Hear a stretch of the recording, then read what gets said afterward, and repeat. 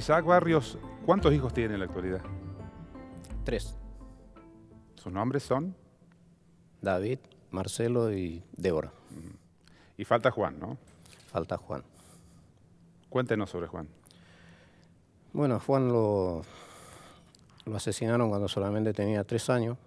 3. 3 años. En un atentado en Montechingolo de un comando terrorista de montoneros. ¿Cómo fue? Fue con su mamá a pagar una factura de luz en un banco, el Banco Provincia. Bueno, al salir se le ocurre pedirle a su mamá un helado. En el momento que le estaban comprando el helado, a su mamá, se produce un tiroteo en la esquina, justo enfrente del kiosco.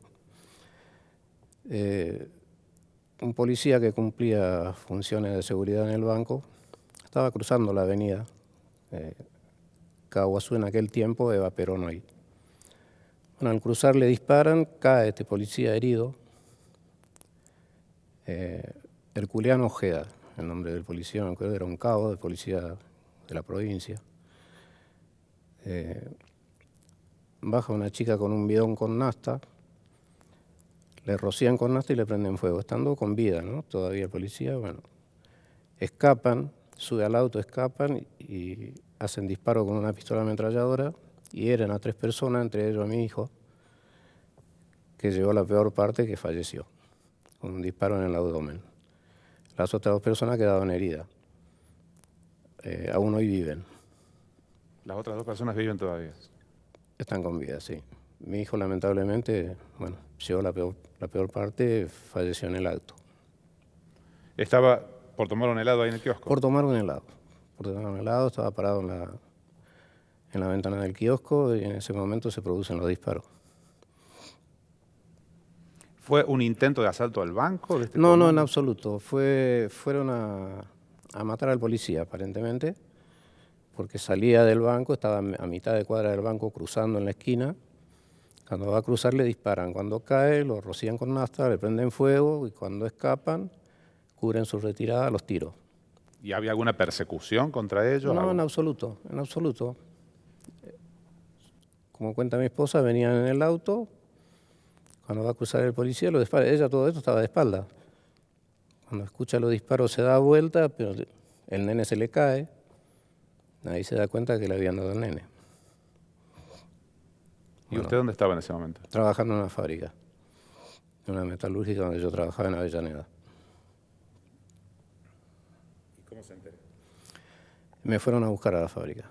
2 médicos del Hospital Vecinal de Lanús se presentan en el portón principal de la fábrica, preguntan por mí, lo atiende un jefe de personal, me llaman.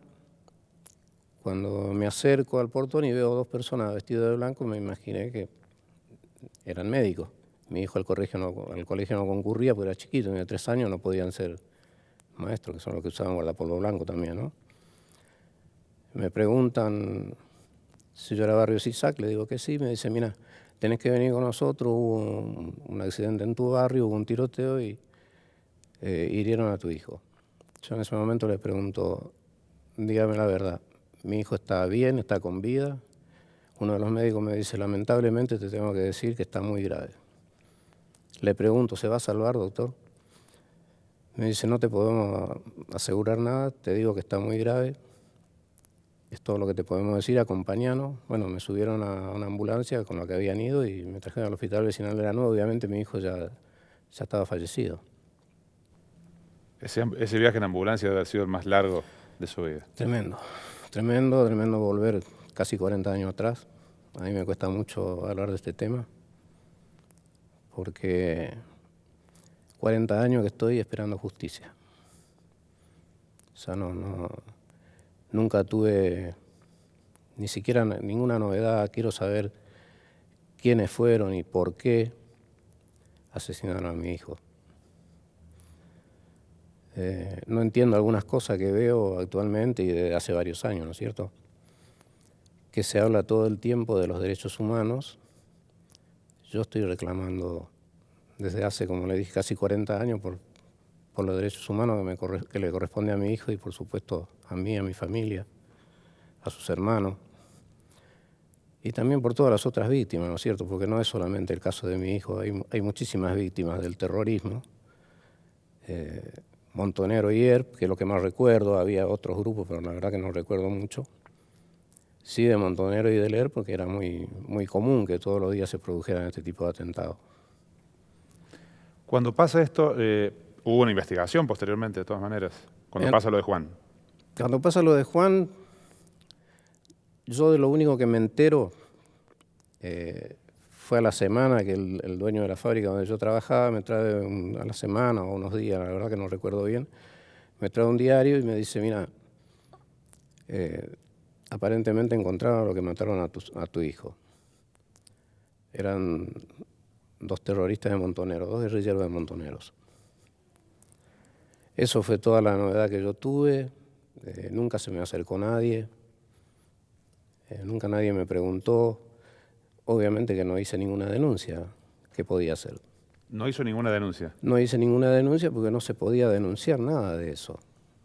¿Pero la muerte teníamos un miedo. asesinato? Ajá. Claro, teníamos miedo. ¿No fue a la policía nunca a hacer la denuncia de que, no. de que había pasado esto? No, la policía actuó, supongo que de oficio en aquel momento, porque sí fueron al velatorio de mi hijo, a la comisaría local. No se podía hacer denuncia. Yo averigüé un tiempo después, como de 3 meses, fui a un estudio de abogado, me acuerdo en la avenida Pavón, en Lanús. Me dijeron, lamentablemente estos temas no los podemos tomar. Dice, estamos en riesgo todos. Porque así como mataron a tu hijo, podemos correr la misma suerte nosotros. Entonces, no, estos temas no. ¿A quién le vas a reclamar? Me dijeron, a la familia de los guerrilleros. La verdad que eso me asustó mucho y nunca más intenté nada. ¿En qué fecha fue el crimen? 6 de diciembre de 1977. O sea, un año, menos de 2 años de la dictadura ya, que empezó en 76. Claro, sí.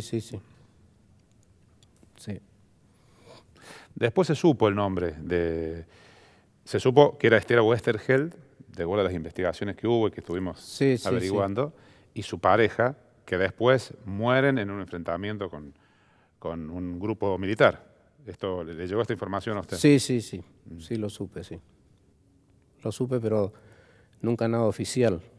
O sea, digamos, nunca alguien del gobierno, del Estado o la justicia, fundamentalmente la justicia, me llamó para decirme quiénes fueron los que asesinaron a mi hijo. Ahora, sabiendo eso, si hubiese habido alguna investigación, los autores después fueron muertos. Es decir, no haya posibilidad de persecución penal, ¿no? Porque murieron los autores del crimen. Seguramente que no contra ellos, porque obviamente, como usted dice, se supone que están muertos. Pero sí hay una cúpula arriba, una cúpula que los comandaba a ellos. Esa gente debería ser juzgada porque hay muchos de ellos que aún están con vida. Hay muchos de ellos que incluso, todo el mundo lo sabe, que han tenido cargos públicos. Entonces esa gente debería ser juzgada. Montoneros después habla de este hecho, saca un comunicado reivindicando la muerte del policía y menciona lo de Juan, ¿no? La verdad no recuerdo. No. Lo del policía estoy seguro porque siempre reivindicaban, pero lo de mi hijo no me acuerdo. Lo del policía tampoco, que yo lo haya visto, no. Puede ser que haya ocurrido. ¿Y tuvo relación con la familia, contacto con la familia del policía en algún momento? No, del policía. No, la verdad que no tuve la suerte de conocerlo o la mala suerte, no sé. No. Sé que era de la zona, pero ya le digo, en ese tiempo eso ocurría y quedaba ahí porque la gente tenía miedo. No se hablaba del tema. Y a partir de allí, de ese día, ¿cómo siguió la etapa posterior para usted y para su esposa? Tremendo porque una situación así no se supera.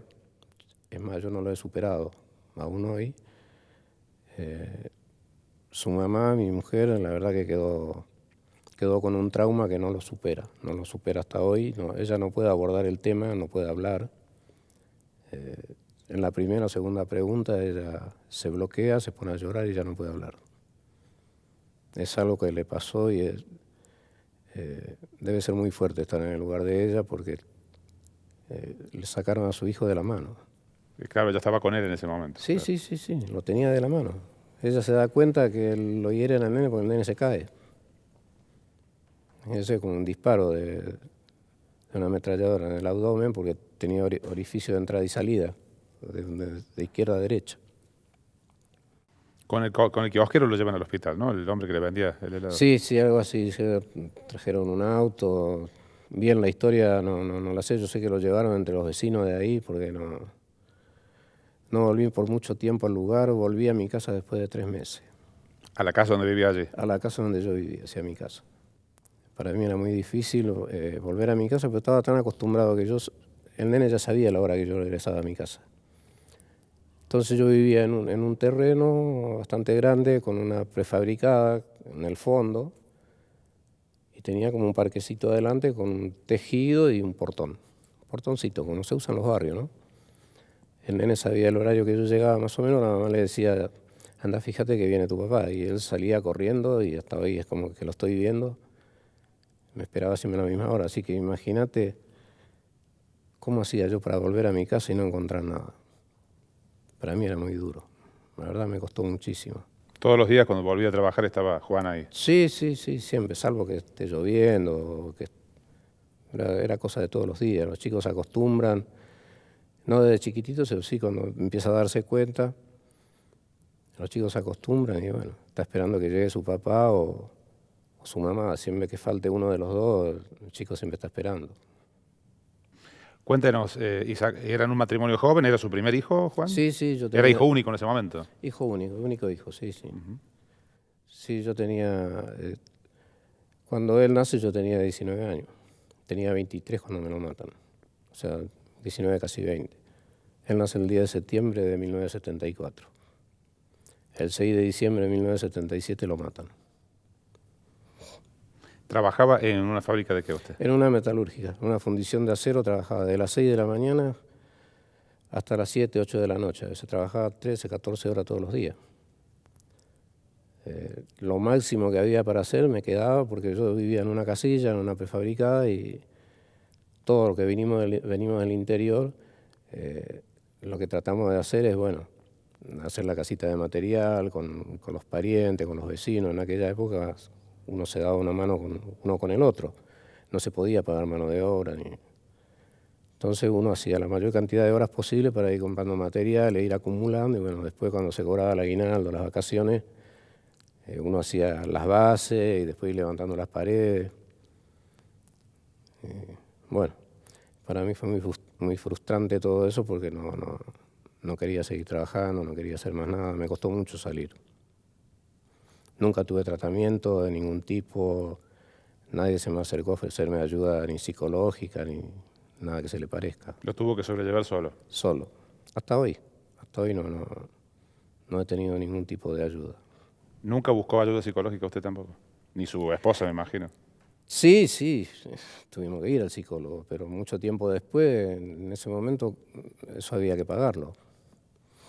Mucho tiempo después, porque uno ve que no puede seguir así, bueno, hay que tratar de salir, hay que seguir adelante, pero no es fácil. Usted contó los que venimos del interior. ¿De dónde venía? ¿Por qué decidió venirse a Buenos Aires? Yo de la provincia de Corrientes. ¿De Corrientes? De Corrientes. Decidí venir porque, obviamente, buscando un bienestar económico. Yo me crié en el campo, no tenía posibilidad alguna de progresar en nada. Terminé el 7º grado y es todo lo que me quedaba por hacer en el campo. Vengo de una familia muy humilde, entonces uno lo primero que quería era cumplir 18 años y venirse a Buenos Aires. ¿Era la meta para salir adelante? Era la meta, sí. Eso, antes era así. ¿Y a su esposa la conoce en Buenos Aires? La conozco en Buenos Aires, sí. Sí. Y nace Juan y después que pasó todo esto vinieron los otros 3 hijos. Claro, sí, después que pasó un tiempo, bueno, nació David, después Marcelo, después Débora. Esos sucesivos nacimientos, estos hijos que fueron llegando, ¿de alguna manera mitigan ese vacío de Juan? No, el vacío no se mitiga nunca. Es seguir luchando para los que vienen, pero nunca se puede borrar la huella que deja el fallecimiento de un hijo, más aún cuando es un asesinato de una criatura, de un inocente, porque mi hijo no era un subversivo, era un niño. Era un niño que no tenía nada que ver. Yo era un simple trabajador metalúrgico, un obrero, y mi hijo tuvo la desgracia de estar en el lugar equivocado, en el momento equivocado. ¿Usted no participaba de ninguna agrupación, nada, digamos, no tenía ningún... No, ¿qué puedo saber? Yo me enteraba de algunas cosas cuando en la fábrica donde yo trabajaba sacaban a tirar la basura en un sector que ellos tiraban y tiraban los diarios, esas cosas, y ahí agarraba un diario y leía y me enteraba de algunas cosas. No había televisión, existía solamente la radio. Yo tuve mi primer televisor, creo que lo tuve en el año, no recuerdo si fue 80, 81, ¿no? La primera vez que me pude comprar un televisor. ¿Y lo de Juan se publicó, causó impacto en su momento o con todos los hechos que ocurrían pasó desapercibido? Se publicó en los diarios de aquel momento, ¿no? Que después me mostraron, después en la revista Gente. Hay un artículo que se escribió en la revista Gente sobre él. Contando lo de Juan. Contando cómo fue asesinado, sí. Cómo fue asesinado. ¿Y usted volvió a la fábrica de inmediato después que pasó eso? No. Volví más o menos después de 10 días. Me costó mucho volver, pero bueno, había que seguir. No quedaba otra. Su jefe y sus compañeros lo bancaron, me imagino. Sí, por supuesto, sí. Sí, era una fábrica chiquita y bueno, estaban todos consternados por lo que me había pasado, aparte no era común, uno veía que le pasaba a mucha gente, uno veía a veces que ocurría esas cosas, escuchaba en la radio, pero nunca uno se imagina que le va a pasar a uno, aparte del lugar donde yo estaba era imposible imaginar que me podía pasar eso. En Monte Chingolo. Claro. Y hacía unos meses atrás había ocurrido el intento de copamiento. El año anterior. En el año anterior, ¿no? En el año anterior, que me acuerdo que nos estuvimos tirados en el piso, debajo de la cama, los metimos al nene y nosotros tirados al costado toda la noche, porque eso duró toda la noche. Fue un intento de copamiento del ERP. Un intento de copamiento. Vivíamos a 2 cuadras de ahí nosotros. Del batallón de Monte Chingolo. Sí. Duró toda la noche y ustedes estaban cerca, ¿no? Estábamos a 2 cuadras.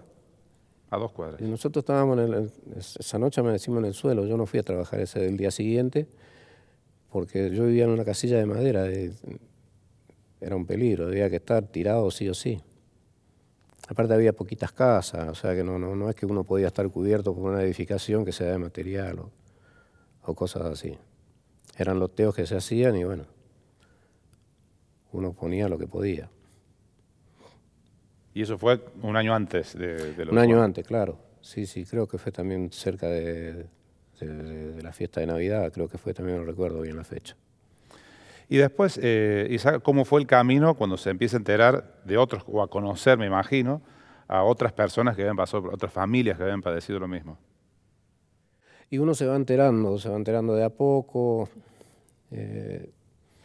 Yo siempre estuve pendiente de ver mi gran esperanza fue cuando se hizo el juicio de la CONADEP, creo que fue.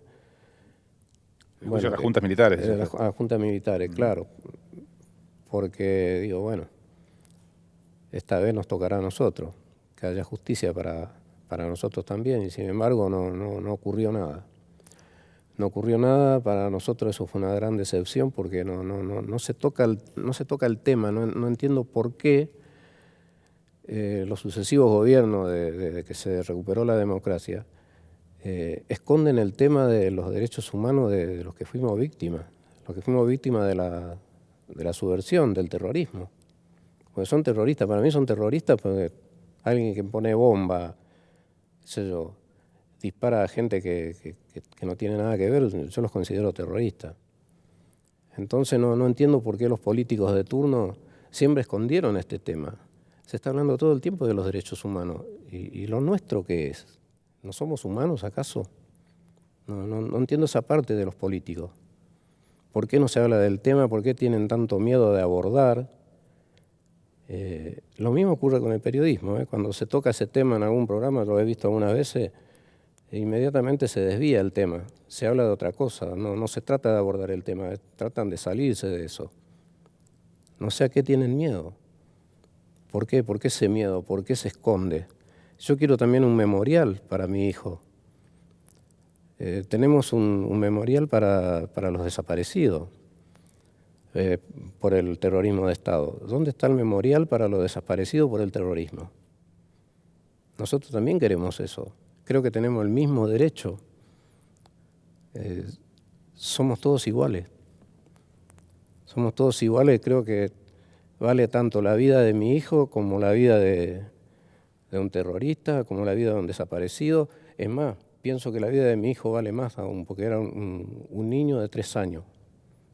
Un niño de 3 años, un angelito. ¿Qué maldad podía hacerle mi hijo a la sociedad? Ninguna.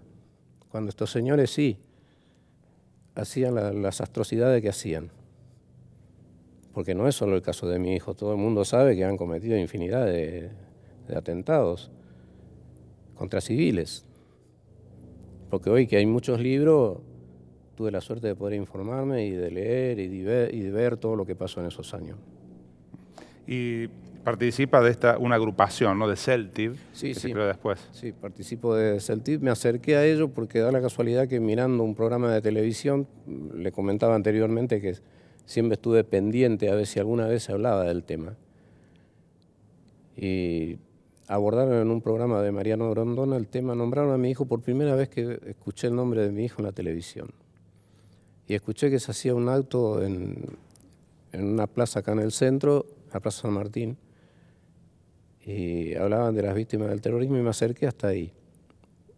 Y ubiqué a la doctora Villarruel, que es la presidenta de CELTIB. Y bueno, a partir de ahí entré a participar en esto, luchando, viendo, conociendo muchas víctimas en mi misma condición. Y bueno, desde ahí, desde mi lugar, y trato de colaborar con lo que puedo. Estas historias han quedado reflejadas en un libro aparecido recientemente, ¿no? Sí, Los Otros Muertos. Ese libro refleja la cantidad de atentados terroristas que hubo. Y está documentado justamente con información pública que se extrajo de los diarios, de las revistas. O sea, es información que suministró el Estado, ¿no es cierto? O sea, no es que se tomó porque se nos ocurrió. Julio Bárbaro, que es un dirigente peronista muy conocido, ha dicho en su momento que la memoria también de estas víctimas deberían estar incluidas en algunos sitios de la memoria que hay, para recordar a los desaparecidos también. ¿Usted siente que eso de alguna manera sería un acto para...? Sería un principio de acto de justicia. Empezaríamos por ahí haciendo justicia, por lo menos que tuviésemos un memorial, que se nos tuviesen en cuenta, que estemos ahí, que existimos, que no seamos barridos debajo de la alfombra.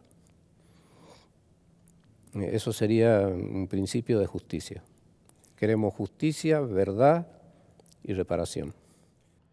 Isaac, la justicia ha dicho, la Corte Suprema incluso, que hay una diferencia entre los delitos de lesa humanidad cometidos a través del terrorismo de Estado y los que han perpetrado las organizaciones armadas, que son crímenes comunes que han prescripto. ¿Esa diferencia usted la acepta y la entiende? No la puedo aceptar. No la puedo aceptar porque no creo que el asesinato de mi hijo tenga menos importante que otro tipo de asesinato, otro tipo de acto de terrorismo. Creo que mi hijo tiene el mismo derecho, tanto mi hijo como otras víctimas, porque fueron cometidos por terroristas, más allá de que lo quieran tipificar como un acto común. Yo creo que es un acto de terrorista y por ende no debe prescribir, deben de ser juzgados. Los que asesinaron a mi hijo deben de ser juzgados. Las cúpulas, digamos, de los... Las cúpulas, sí, es que realmente, como dicen que están fallecidos los que cometieron el atentado. Pero las cúpulas tienen la misma responsabilidad que lo que cometieron. Alguien le tuvo que haber dado la orden para que vayan a asesinar a un policía y a cualquiera que se le cruce. Luis Moreno Ocampo, que ha sido fiscal y además integró la Corte de la Haya dijo que si esos hechos fueran recientes, se los podría encuadrar como delitos de lesa humanidad por tratarse de grupos armados que atentan contra la sociedad. Pero habiendo ocurrido en aquella época, el enfoque jurídico era diferente y por eso ocurre esta situación actualmente. Ese es seguramente el criterio de Moreno Ocampo, porque se equivocó desde un principio. El no habernos incluido al mismo nivel que incluyó a los terroristas. Nos dejó afuera. Hoy quiere corregir ese error que cometieron, diciendo esto. Yo sigo insistiendo que tenemos el mismo derecho que los demás. Hubo condenas para los dirigentes de grupos armados, solo que después fueron indultados, ¿no? Varios de ellos.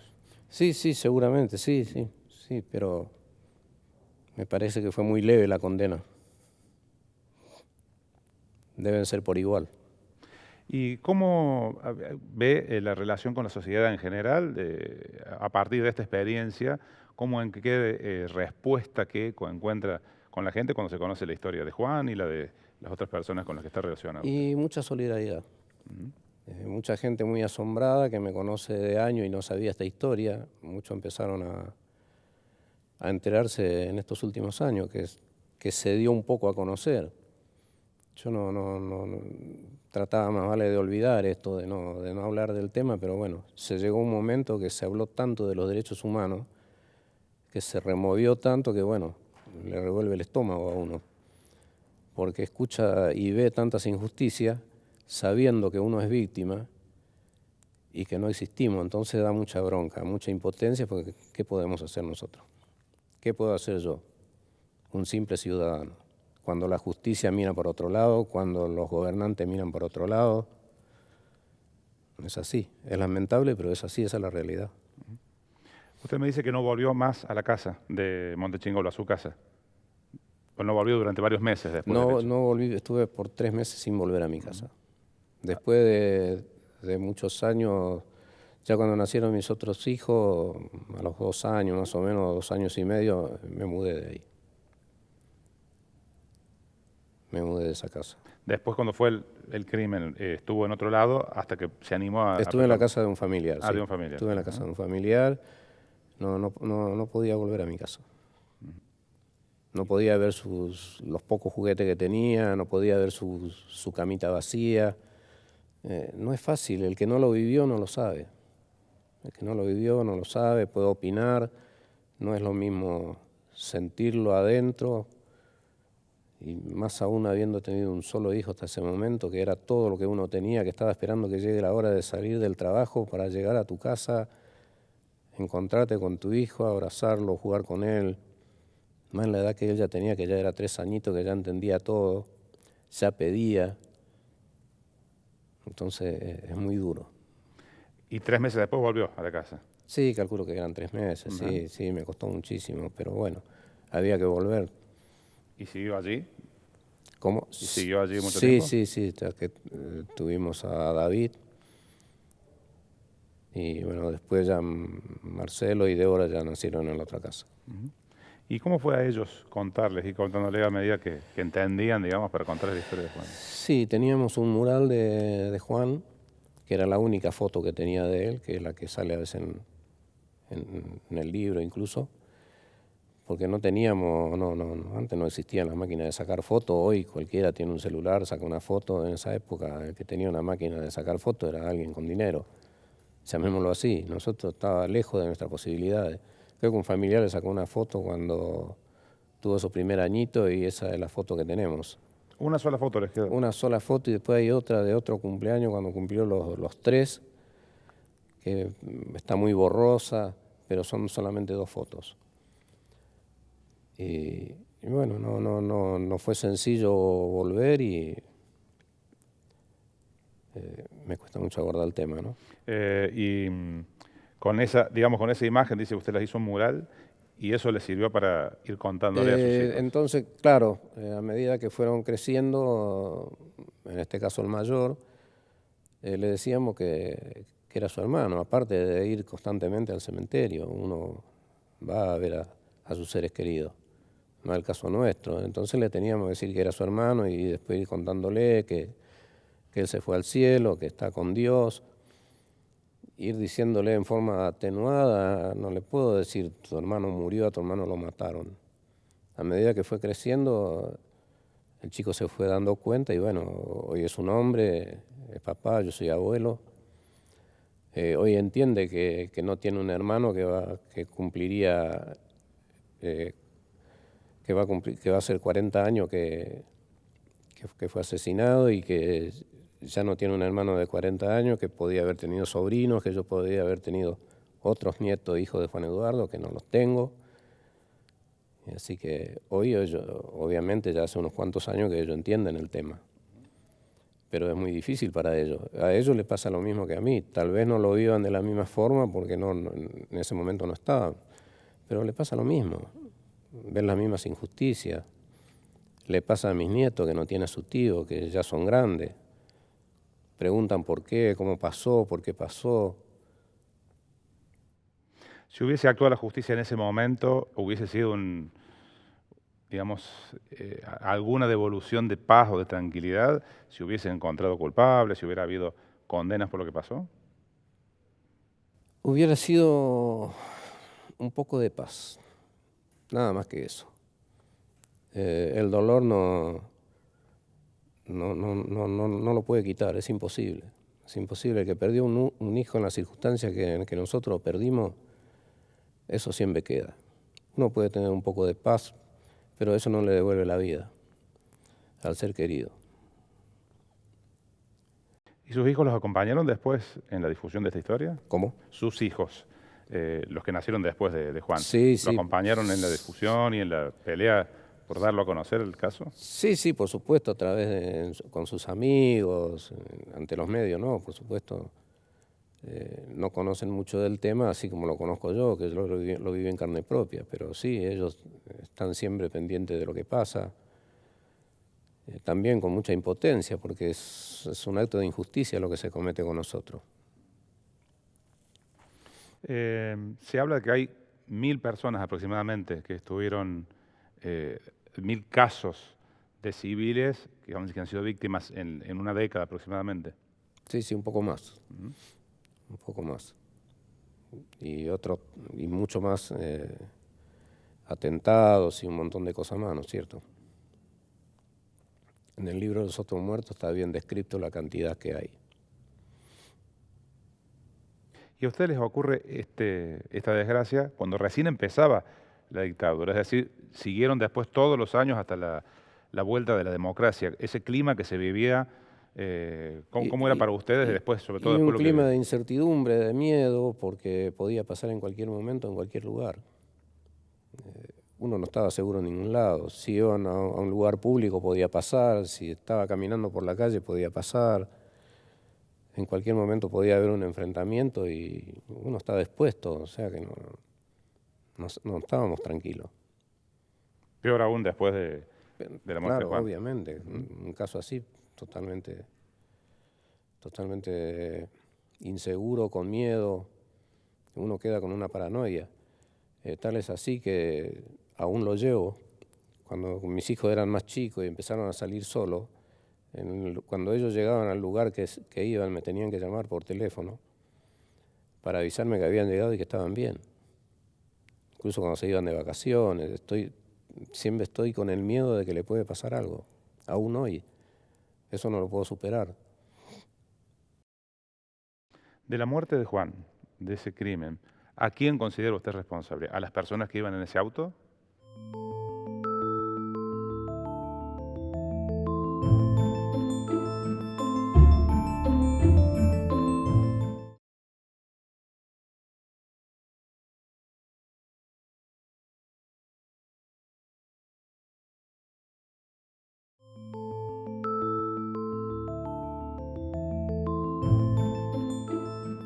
De la muerte de Juan, de ese crimen, ¿a quién considera usted responsable? ¿A las personas que iban en ese auto?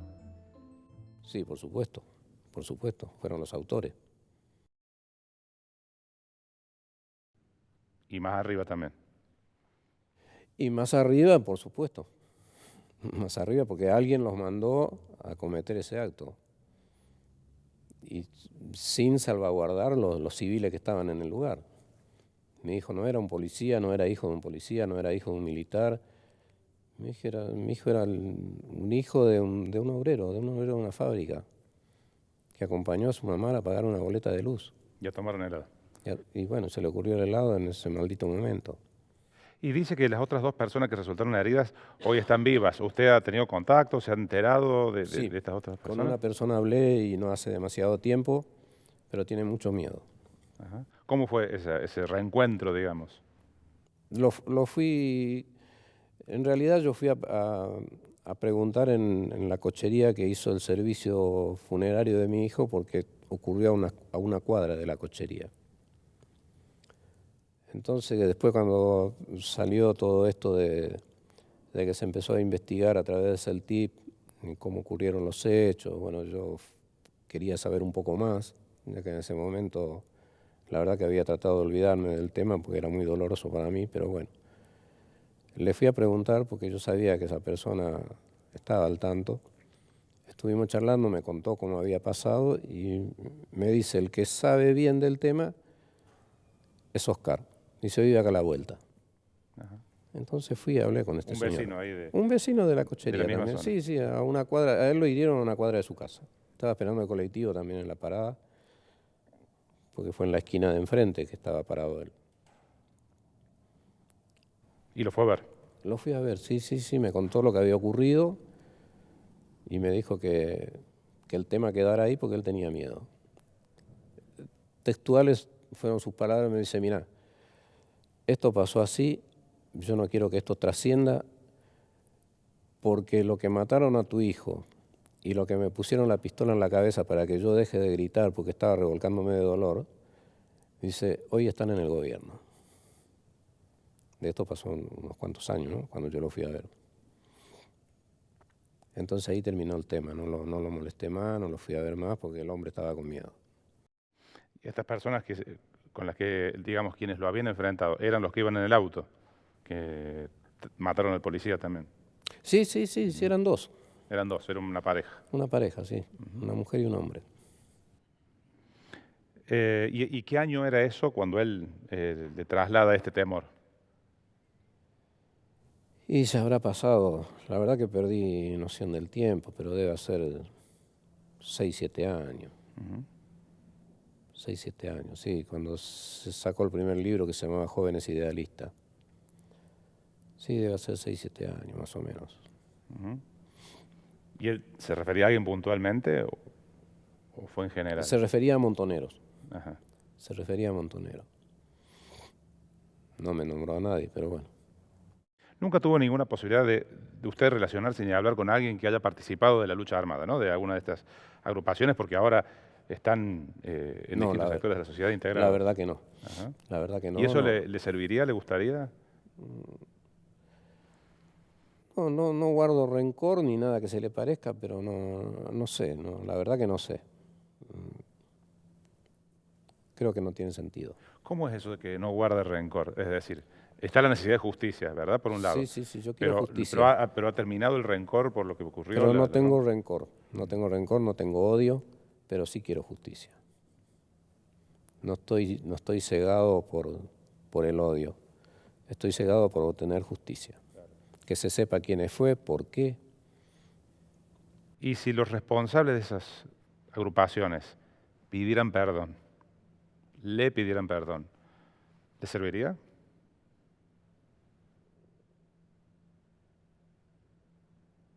La verdad que no, es una pregunta difícil de responder. Me lo guardo por ahora. Porque eso ha ocurrido. Pasó en Sudáfrica, por ejemplo, hubo un proceso de hacer que se encuentren quienes mataron y los familiares o las víctimas de eso, ¿no? Un proceso que impulsó Nelson Mandela para buscar la reconciliación o digamos, cerrar heridas, que tuvo su efecto. En ese yo momento. Por el momento me lo guardaría porque no sería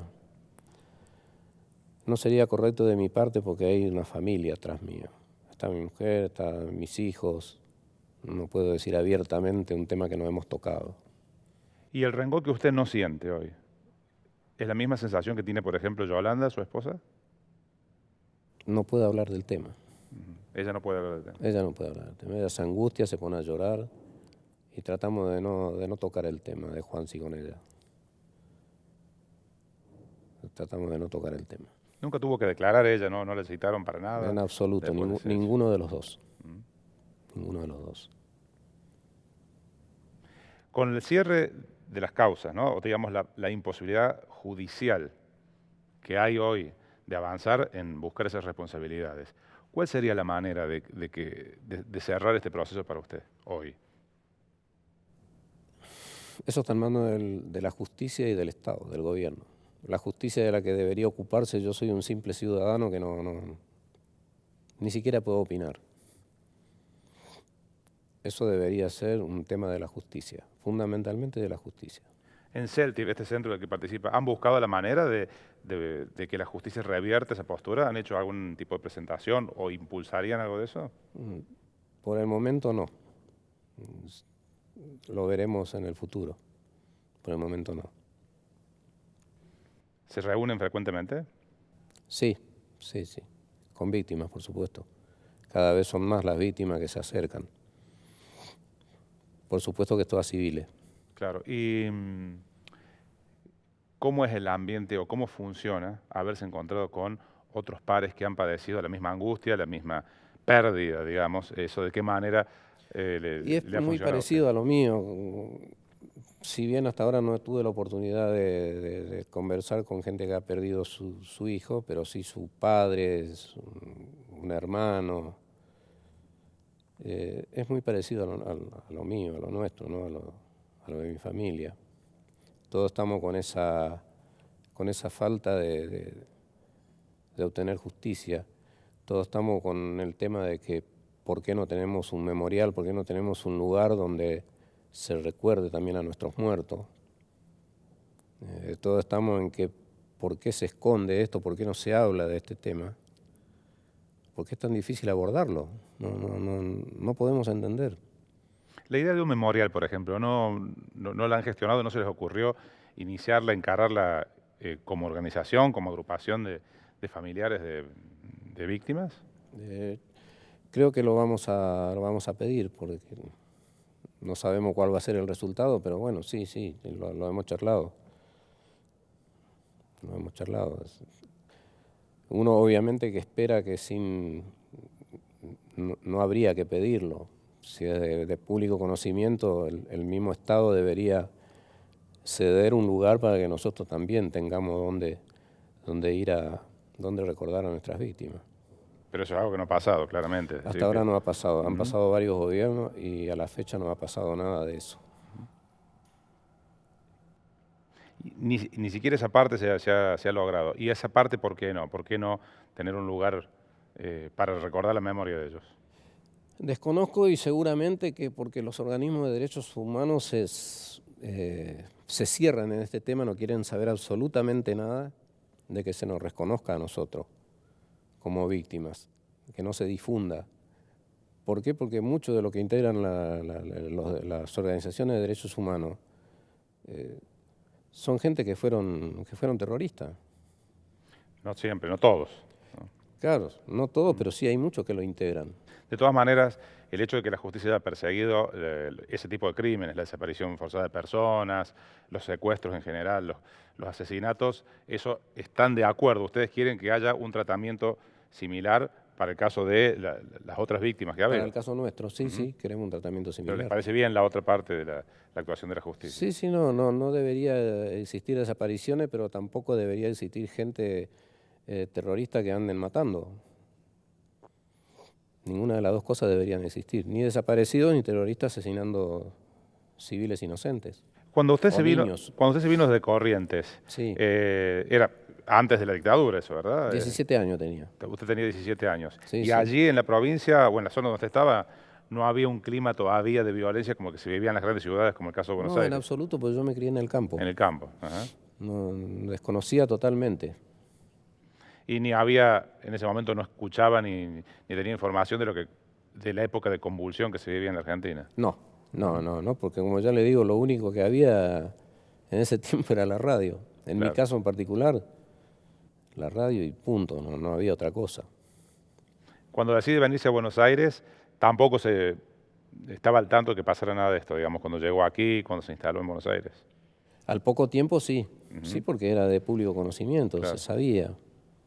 se sabía que había atentados, que colocaban, que ponían bombas. Esa época, exactamente, antes de la muerte de Juan, usted en la calle, cuando circulaba en el transporte, cuando iba a la fábrica, cuando andaba por el barrio... se detenía los micros, nos hacían bajar, nos palpaban de armas, nos pedían documentos, y volvíamos a subir al micro y sí, muchas veces me pararon en la calle, muchas veces. A diferencia de lo que pasaba en Corrientes. Claro, sí, no, obviamente que en el campo no había ese tipo de operativos, sí, en las ciudades, yo vivía en el conurbano y sí, no digo todos los días, pero muchas veces nos han bajado del colectivo, nos pedían los documentos, nos revisaban las mochilas, los bolsitos que uno llevaba para llevar la vianda y de vuelta subir al colectivo y seguir viaje. Era rutinario eso. ¿Y allá en el campo de qué trabajaba antes de venirse a Buenos Aires? Agricultura. En la agricultura. Sí, sí. Y acá vino a aprender el oficio, digamos, en la fábrica metalúrgica. En una fundición de acero y bueno, fui aprendiendo, primero como operario común y después aprendí a trabajar de soldador. Y siguió con ese oficio. Sí. ¿Su próximo hijo, cuánto tiempo después de la muerte de Juan vino? Y él nació en el 78, un año después. Un año después. Sí. Y a partir de allí, la llegada de los 3 hijos que tiene, ¿encontró la felicidad en momentos con sus hijos, en momentos posteriores a esto?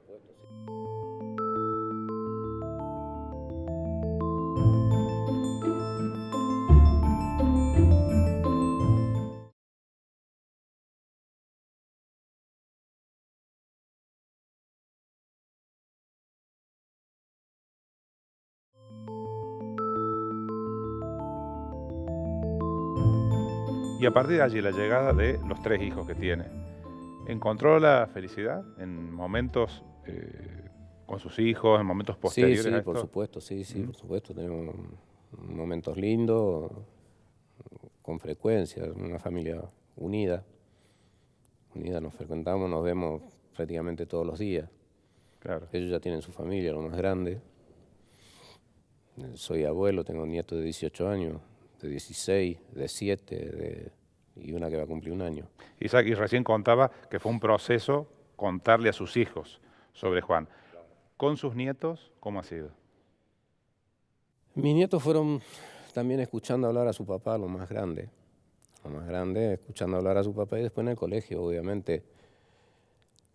Cuando se da la clase, se toca ese tema, no sé cómo se llama esa materia,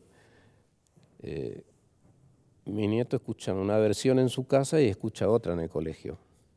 Bueno, eso ha acarreado que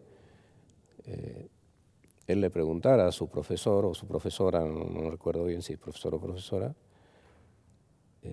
y le dijera que faltaba decir toda la verdad. Entonces su profesora le pregunta, ¿por qué? ¿Qué verdad falta? Dice, porque a mi tío lo mató la subversión y usted esa parte no la está contando. ¿Y qué le contestó la profesora? ¿Qué pruebas tenía él para eso? Y bueno, justamente le llevó el libro. Le llevó el libro y le mostró.